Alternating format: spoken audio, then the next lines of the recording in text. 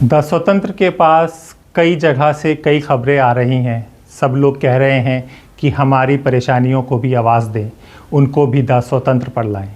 तो हमने सोचा कि हम सबकी आवाज़ों को लाएंगे, जिन जिन के बारे में हमें कुछ रिसर्च करके पता चलेगा हम बताएंगे कि उस समस्या की क्या स्थिति है। ऐसे में ही दिव्यांगों के कई मैसेज हमारे पास आए, मेल आए कि उनकी पेंशन दिल्ली में रुक गई है। तो आज हम उसी पर बात करेंगे। क्या दिल्ली में दिव्यांगों की भी पेंशन बंद हो गई है? नमस्कार, मेरा नाम हैदर अब्बास नकवी है और आप लोग मुझको इस वक्त द स्वतंत्र पर देख रहे हैं। आज हम एक ऐसा सवाल पूछने जा रहे हैं जो दिल्ली सरकार की संवेदनशीलता पर सवाल खड़ा करता है। क्या वाकई में दिल्ली में दिव्यांगों की पेंशन बंद हो गई है? आप सोच रहे होंगे कि हम ऐसा क्यों कह रहे हैं। इसके पीछे वजह हैं। वीडियो को अंत तक देखें, आपको पूरे तथ्य मालूम होंगे, आंकड़े, आवाज़ें और सरकार की सफाई भी। जी हाँ, कहानी शुरू होती है फरवरी 2025 की शुरुआत में। सैकड़ों दिव्यांगजन दिल्ली के जंतर मंतर पर जुटे। मांग थी पेंशन 2500 से बढ़ाकर 5000 रुपये किए जाए। जी हाँ, वहाँ पर कई लोग कह रहे थे हम भी इंसान हैं, 2500 में क्या होगा, हमारी दवा, किराया, सब खर्च बढ़ रहा है और उसको भी बढ़ाया जाए हमारी पेंशन को। तो क्या था पूरा, तो ये मामला फिर से बता दें, फरवरी 2025 का है। तो सुनिए क्या कह रहे हैं लोग। दिव्यांग नाम मिलने से तो वो तो नहीं, समस्या तो दूर नहीं होगी।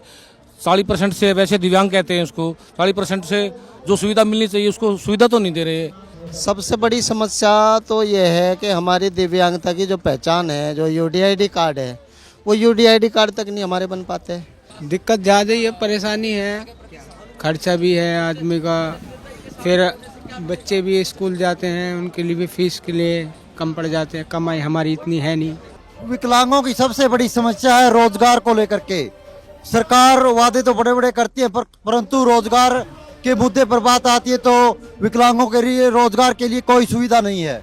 और दूसरा पेंशन की, हरियाणा में पेंशन 3000 रुपये पेंशन मिलती है, जिससे विकलांगों को अपना रोजगार चलाना और घर गृहस्थी चलाना बहुत मुश्किल होता है। इसलिए हम सरकार से विनती करते हैं कि विकलांगों की पेंशन कम से कम 5000 रुपये राज्य सरकार से और 5000 रुपये केंद्र सरकार से मिलनी चाहिए। जी कम से कम 5-6 हज़ार रुपये तो हमारी पेंशन होनी चाहिए। और ख़ास करके जी यार यूआईडी कार्ड बनवाओ तो उसमें ये डॉक्टर लोग बड़ा परेशान करते हैं। जी मेरा खुद 50% था, मैंने उनसे कहा मेरा 80 या 90% कर दो, तो मुझसे यूँ कहने लगा डॉक्टर तू क्या हवाई जहाज में घूमेगा, तेरा इतना बना दूँ। दिव्यांगों को जानकारियाँ नहीं है, कहाँ बनते हैं, डॉक्टर लोग परेशान करते हैं। 100% डिसेबल को जो है 50% देते हैं और पेंशन में बहुत सारी दिक्कतें हैं। अब जो बंदा 5 साल का, उसको दिल्ली का रेजिडेंस मांगते हैं। ये सारी समस्याएं हैं। समस्या इतनी है कि हम उसको काउंटिंग नहीं कर सकते। विकलांगों के लिए समस्या तो बहुत सी है जी। कुछ यहाँ पे मतलब जो मांगे हमारी है, एक तो पेंशन के लिए जी सर, ये केंद्र सरकार 300 रुपये दे रही है, इसमें कोई गुजारा तो नहीं होता। और राज्य सरकार से और केंद्र सरकार से हमारी मांग है कि 5000 रुपये पेंशन की जाए। 5000 रुपये केंद्र सरकार और 5000 रुपये और राज्य सरकार दें, ताकि बेरोजगार जो विकलांग है उनके रोजी रोटी का, बच्चे पालन का, सभी मतलब मुसीबत है जो उनका गुजारा उसके। प्रदर्शन बड़ा था, शांतिपूर्ण था और प्रभावशाली भी रहा। कई सामाजिक संगठनों ने समर्थन किया। दिल्ली सरकार के प्रतिनिधि भी पहुंचे। उस वक्त आपकी सरकार थे। सौरभ भारद्वाज ने कहा हम आपकी मांगों से सहमत हैं। दिल्ली सरकार दिव्यांगजनों को 5000 रुपये पेंशन देगी और उन्होंने ये ऐलान कर दिया। कल काउंसिल ऑफ मिनिस्टर्स यानी कि कैबिनेट मीटिंग के अंदर ये फैसला हुआ कि दिल्ली सरकार इनको 5000 रुपये महीना जो है दिया करेगी और 5000 रुपये महीने की कैबिनेट डिसीजन जो है कल पास हुई है और बहुत जल्द जो है हम इन लोगों के लिए रजिस्ट्रेशन खोलेंगे। और इस तरीके के जो लोग हैं, जो people with high specialised needs हैं, जिनकी डिसेबिलिटी का सर्टिफिकेट अगर आप निकलवाएंगे तो 60% से ऊपर की डिसेबिलिटी जिनकी उनके डॉक्टर द्वारा जो है सत्यापित की जाएगी, तो वे लोग 5000 रुपये महीने की पेंशन के लिए लाभार्थी बन सकते हैं और ये स्कीम जो है तुरंत जो है प्रभाव से हम लागू करने के लिए हमने विभाग को निर्देश दिए हैं। और मुझे लगता है ये करने के बाद दिल्ली की चुनी हुई सरकार देश की पहली एक सरकार होगी जो इतना बड़ा फाइनेंशियल असिस्टेंस हमारे specially abled people with high needs के लिए करेगी। और वो भारतीय जनता पार्टी जो कह रही है केजरीवाल की सरकार घाटे में चल रही है, दिल्ली की सरकार घाटे में चल रही है, उनको हम बताना चाहते हैं कि आपकी 22 राज्यों की सरकार के अंदर हिम्मत नहीं है कि वे इन लोगों के लिए कुछ कर सकें। ये सरकार है, दिल्ली की चुनी हुई सरकार, जो आपकी हर साजिश के बावजूद समाज के वो हिस्से जिनको समाज के अंदर सरकार की ज़रूरत है, सरकार उनकी मदद करने के लिए तत्पर है। और ये दिल्ली की चुनी हुई सरकार का ईमानदारी का खजाना है, इसमें रोज़ बरकत होती है, इसके अंदर घाटा नहीं होता, इसमें सिर्फ फ़ायदा होता है। और फिर चुनाव हो गए और दिल्ली में आप हार गई, भाजपा जीत गई। दिव्यांगों की पेंशन का क्या हुआ, अब वो भी सुनिए। जी हाँ, कहते हैं राजनीति में वादे करना आसान होता है, निभाना मुश्किल। कुछ महीनों बाद सत्ता बदली, मुख्यमंत्री बनी रेखा गुप्ता। सत्ता परिवर्तन के बाद जो हुआ वो चौंकाने वाला था। एक दिव्यांग व्यक्ति बताता है, जनवरी तक पैसे आ रहे थे, हमें उम्मीद थी कि अब हमारे पैसे बढ़कर 5,000 होंगे, और फरवरी के बाद सब बंद हो गया। और कोई दूसरा बोल रहा है, माँ बाप नहीं है, पेंशन से ही घर चलता था, अब जीना मुश्किल हो गया है। अब जहां जिसको उम्मीद थी 2500 से बढ़कर 5,000 आएंगे, और पिछली सरकार यानी कि आप सरकार ने ऐलान भी कर दिया था कि हाँ दिव्यांगों को 5,000 रुपये हम देंगे, तो एक उन्हें उम्मीद थी कि अब पेंशन ज़्यादा आएगी। लेकिन रेखा सरकार आते ही, बीजेपी की सरकार आते ही जो 2500 थे वही नहीं मिल रहे हैं, तो 5,000 की उम्मीद भी बेकार हो गई। हमने कई चीज़ जाननी चाहिए, तो द स्वतंत्र ने मुख्यमंत्री रेखा गुप्ता के हालिया बयान का अध्ययन किया जो उन्होंने हिंदुस्तान अखबार को दिया था। उन्होंने कहा, दिल्ली में राशन से पेंशन तक सभी सब्सिडी योजनाओं में फर्जी नाम है, सत्यापन किया जाएगा, ज़रूरतमंदों को लाभ मिलेगा। आप समझे, आप समझिए ये बात। उन्होंने कहा है कि जो लोगों को ये सब्सिडी मिल रही थी, ये पेंशन मिल रही थी, इनमें कई फर्जी नाम थे। इसके कारण, सुनिए ये बात जो कहने वाला हूँ, कई फर्जी नाम थे, इसके कारण जो सही लोग हैं उनको भी नहीं मिली पेंशन, उनकी भी बंद कर दी गई। यानी इसका मतलब कोई भी स्कीम बंद नहीं की गई है, लेकिन जिनका नाम सत्यापन में फंसा है उन्हें लाभ नहीं मिल रहा। समझ रहे हैं? तो इसी पर लोग कह रहे हैं कि भाई जिसने गलती की है उसको सज़ा दो, उन अधिकारियों को पकड़ो, उनके खिलाफ कार्रवाई करो। उसके कारण जो ज़रूरतमंद हैं, जिनको पेंशन की ज़रूरत है, जिनकी ज़िंदगी पेंशन से चल रही है, वो भी दिव्यांगनों की, उनकी पेंशन क्यों बंद कर दी?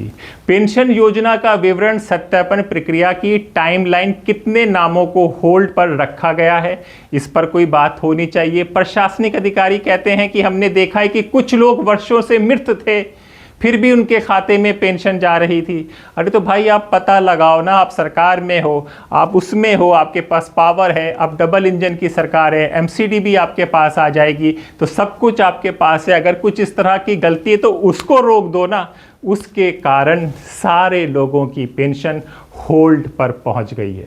जी हाँ, हम कई जगह गए, हम लोगों ने बात की, उत्तर पूर्वी जगह पर भी कहाँ जहाँ पे 18 साल दिव्यांगों की पेंशन जनवरी के बाद नहीं आई है, ऐसा कह रहे थे। सुनील कुमार थे, इनकी एक टांग नहीं है, ऑटो रिक्शा चलाते हैं, अब नहीं चला सकते, पेंशन बंद है, राशन भी नहीं मिल रहा।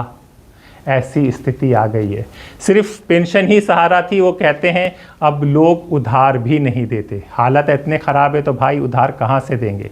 जी हाँ, डिजिटल भारत में फेल टेक्नोलॉजी का क्या फ़ायदा जब इस तरह से लोगों को परेशानियां हो रही हैं। तो समझिए ये बात, कई लाभार्थियों का आरोप है कि पेंशन पोर्टल पर उनका डेटा सही होने के बावजूद नाम हटाए गए। समझे, डेटा सही है यानी कि सब कुछ है, Aadhaar linking, bank account activation, face recognition जैसी तकनीक उल्टा असर डाल रही हैं।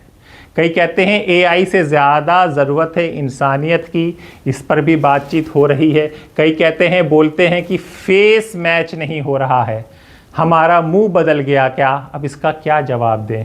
आप समझ सकते हैं कि कितनी परेशानी होगी। एक आपको उम्मीद होती है कि महीने में एक आपकी रकम आएगी, आपकी सैलरी, आपकी एक उम्मीद होती है, उससे आप अपने काम चलाते हैं, उस पर आप ये बंद कर दें इस वजह से कि कई लोगों ने फर्जीवाड़ा किया था, उनको सज़ा देने के बजाय बाकी लोगों को सज़ा मिल रही है। लोग कह रहे हैं दिल्ली में अब इंसान को पहले साबित करना होता है वो ज़िंदा है फिर पेंशन मिलेगी। ये कैसी सरकार है, इस पर बात हो रहा है। ट्रेंड कीजिए, आप भी लिखिए इस चीज़ को, दिव्यांग पेंशन बंद, दिल्ली गवर्नमेंट फेल्ड है क्या, इस पर भी चर्चाएं होने लगी हैं।